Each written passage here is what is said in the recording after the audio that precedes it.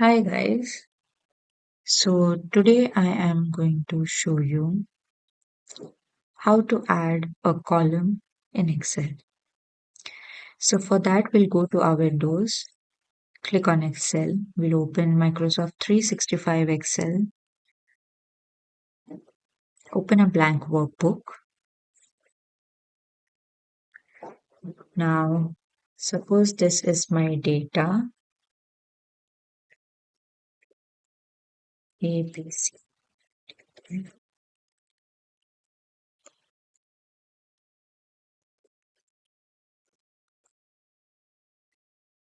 Now I want to add a column.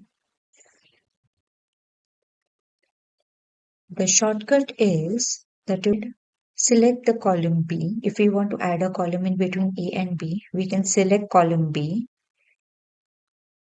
and press Control Shift Add Column.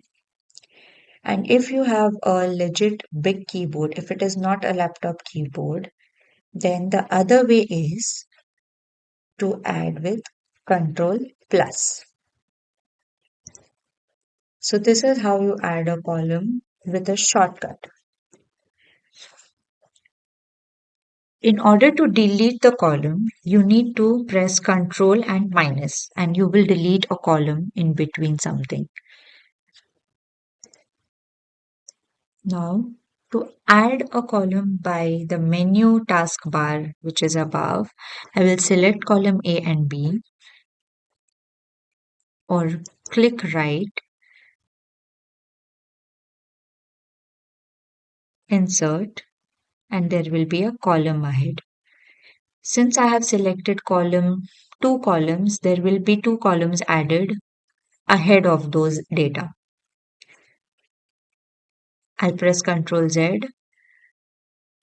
If I want to add in between A and B, I will only select the latter one, which is the column B. I will right click on it, insert a column. So this is how you add and delete a column in Excel.